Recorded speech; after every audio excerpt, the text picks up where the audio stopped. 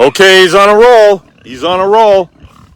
So it's today's October 1st. I'm pretty sure it's close to the 1st of October. And I've been gonna do this for a little while because we're closing in on a date that's kind of important. I have had the pleasure of raising these animals now for going on 15 years. It's been a while. These are Mangalitsa pigs, Mangalitsa crosses. Some of them have a little bit of something else in them. And but they would look like this if they were the pure bloods.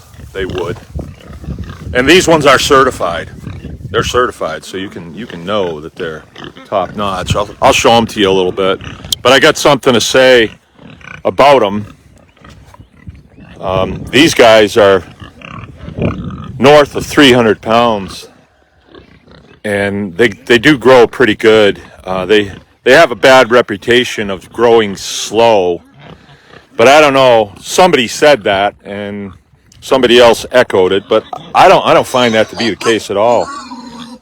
They're a heritage breed pig, and I think they just require a diverse food source, where what people do nowadays is they just buy hog chow and feed it to them, and it's only got a few things in it, and it will make pigs fat. But anyway, I've had the pleasure of raising those pigs now for 15 years, and since we got Mangalitsas on this farm, we've always had them, and we've had them here in the face of economic times and storms and grasshoppers and government bureaucrats and everything, but we've kept them, and I have done really well with them monetarily. That's not the only thing that you look at, I think, when you're in the farming business. You look at how do they fit in with the overall operation. Like, I could do other processes here and make serious money, but there's more to it than that. It's kind of a way of life. It's where we live, and it's where we recreate and change engines and everything like that. And the pigs, I've found them to be very versatile. They're good for more than just one thing. And that's when they're alive and you're raising them, and that's when you process them. You can use them for many different things. So it's a versatile pig. And if you were to look at the operation that I have here, I'm into versatility. I like equipment that's good for more than one thing. Like nowadays, it's nice to have a lot of cats, right? But say like a vintage pickup truck like that, not only can I plow snow with it, I can haul stuff with it. It's got 4-wheel drive, so when I'm driving around town, especially around here, if you don't have 4-wheel drive, you ain't a man, right? But I can take the wife out on dates with that and still look pretty cool around town. Whoa. So versatility, but the Mangalitsa pig and the Mangalitsa crosses are a very versatile animal to have on the farm, and I've done well with them, as I've said. However, there's a mindset that goes with it too, I think.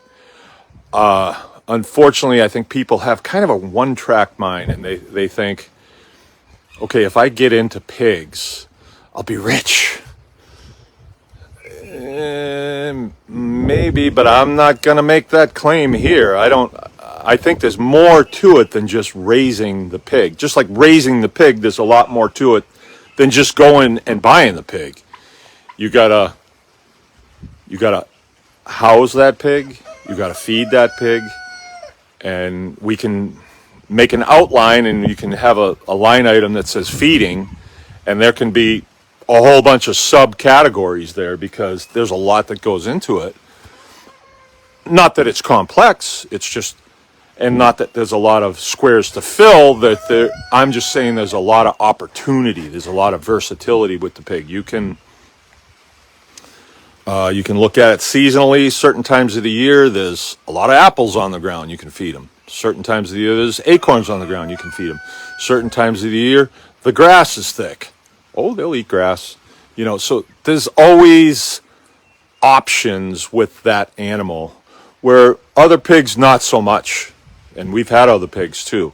They will only eat one thing. They'll starve themselves, and you put hay in front of them, and they'll be like, I'm not eating that. They're sort of like the Americanized pig, right? I'm not eating that.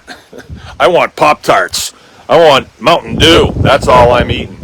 But the Mangalitsa will do really well on many, many things. So it's a really outstanding homestead pig. When we got into them, there was a guy that had come around, and he said, oh, this pig, the high-end restaurants will want this pig. Yeah, they want it, but they don't know what to do with it.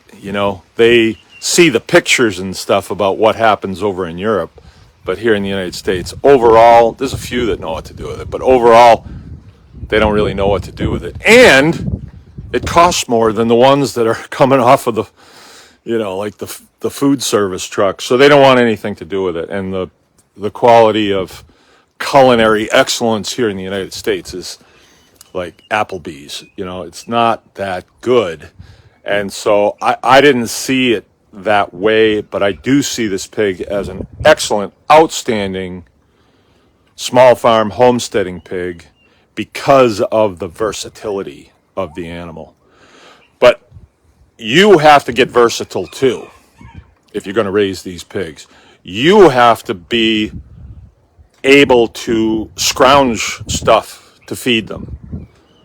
And if you are above collecting your lawn clippings, then this is probably not the pig for you. If you are above, unwrapping old bread, this is probably not the pig for you. You probably want to stay with a standard pig, and you can call the elevator and have them deliver your feed. Okay, you do that. This is for the versatile person, the person that chooses to be versatile.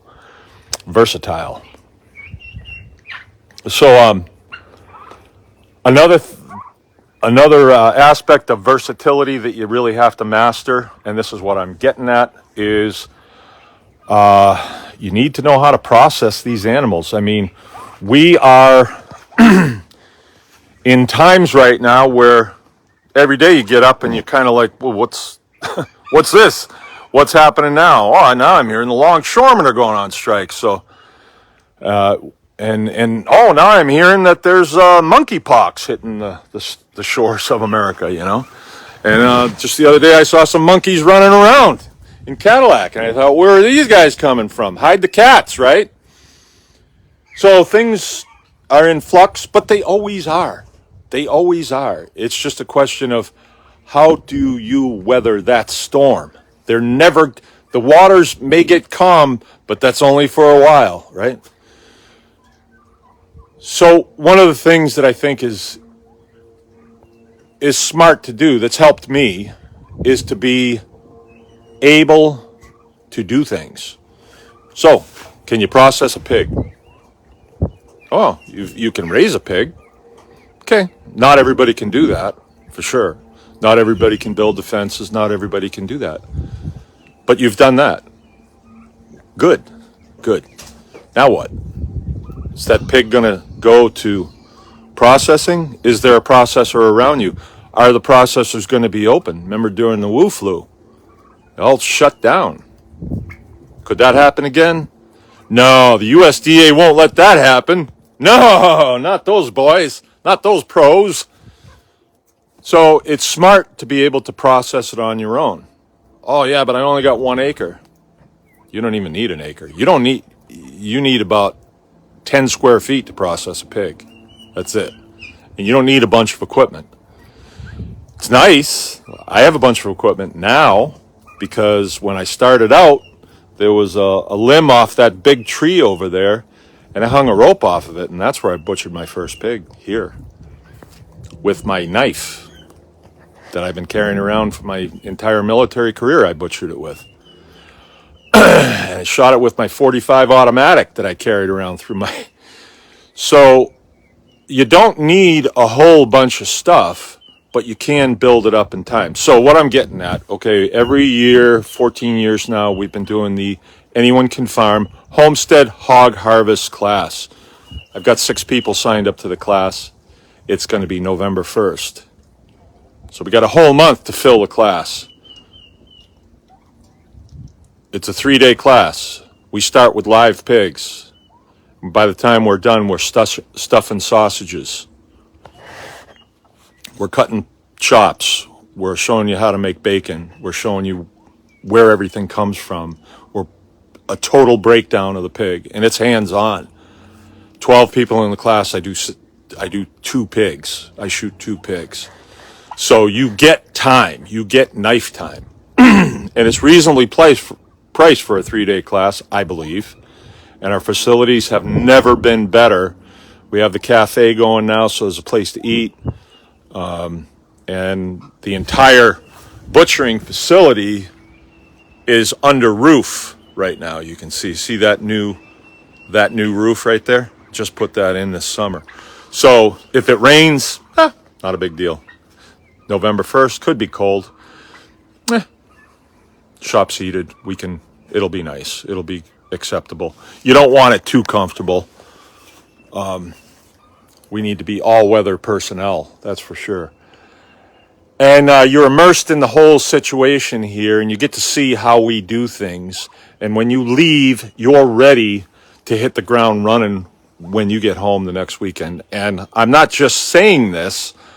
I can give you case studies of people that have come here out of necessity to learn how to process pigs. And the next weekend, they're processing their own pigs. Was it totally smooth sailing?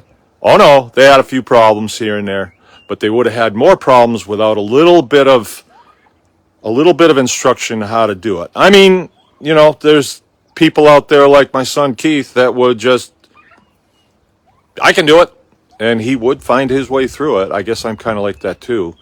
Not everybody's like that, but this class is great, reasonably priced. If you can process a pig, you can process a cow, you can process a chihuahua if you have to. Eating is paramount. Anyone can farm.